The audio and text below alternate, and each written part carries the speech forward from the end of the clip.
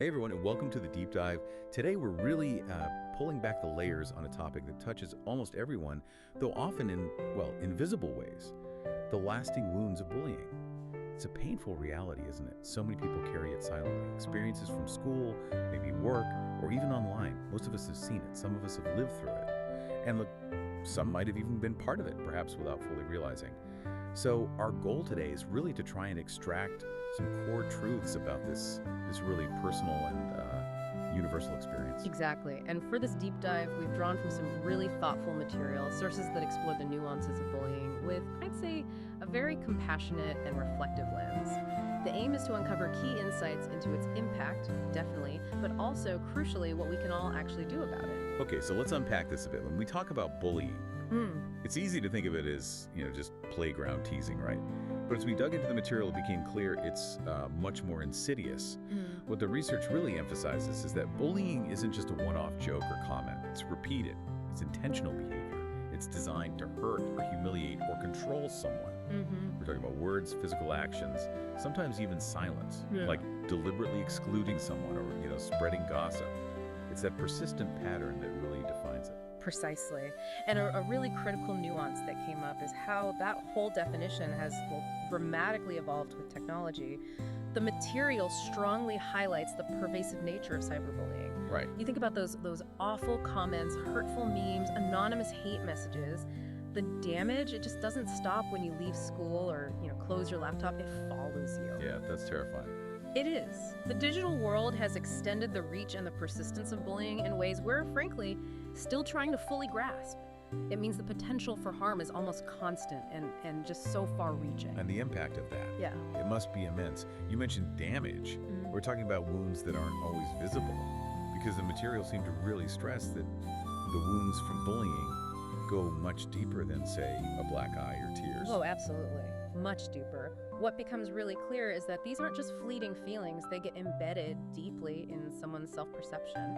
These experiences can linger, affecting self-esteem, contributing to chronic anxiety, depression, even a profound sense of isolation or silence. Wow. People can carry these effects for years, internalizing these horrible feelings like I'm not good enough, or I'm not smart enough, or just I'm not enough, full stop. That's just heartbreaking thinking about carrying that kind of internal burden. It truly is. And this is where I think the real power of this deep dive comes through, this core truth that just resonates so profoundly. Being bullied says absolutely nothing about your worth. Nothing. It only speaks to someone else's pain, which is often tragically misplaced as cruelty. It really makes you pause and think about the root causes of that kind of aggressive behavior, doesn't it? It really, really does. Yeah. So, okay, if this is your story, if you're listening and you're in that dark place where someone is making you feel small, I really want you to hear this. You do not deserve it, and you are definitely not alone. What our deep dive revealed is absolutely crucial. Direct advice is this. Please talk to someone. Find someone you trust. A teacher, a parent, a friend. Anyway, the power of just sharing your story, it really can't be overstated. Yeah, and speaking up isn't weakness, not at all. It's survival. And specifically for online bullying, what becomes crystal clear are the practical steps you can take. Actionable things. The material is very direct here. Screenshot, block, report, save the evidence. Right, document it. Exactly. You have every single right to protect your peace, your space. When you take these actions, you're not just reacting passively, you are actively reclaiming your agency. You're protecting yourself in a really challenging situation. Okay, but this conversation, it isn't just for those who've been targeted, is it? What if someone's listening right now and maybe it's dawning on them they might have been on the other side? Perhaps you've hurt someone, maybe out of anger, pressure to fit in, or who knows why. The material we looked at has a really powerful message for this too. Owning it doesn't make you a villain. It just makes you human. That's such a subtle but incredibly important distinction, yes. And one finding that really stands out is the transformative power of genuine apology, of change, of growth. The sources specifically highlight how impactful that simple phrase can be. I'm sorry, I didn't realize the damage I caused. This isn't just about saying the words, though.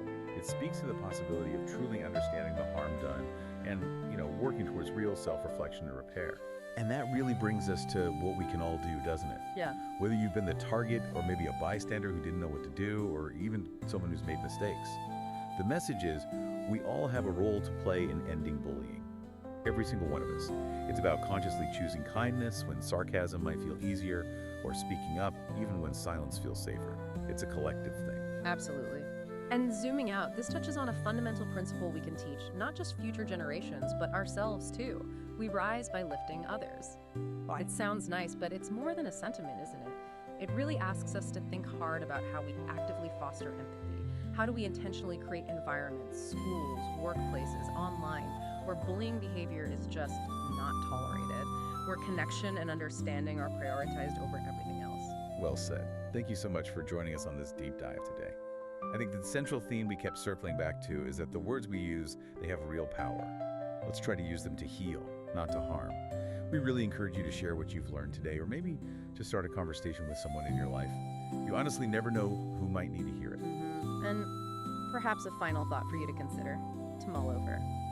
Beyond all the individual actions, which are vital, how can we collectively cultivate communities, our schools, our workplaces, our online spaces that actively prevent bullying?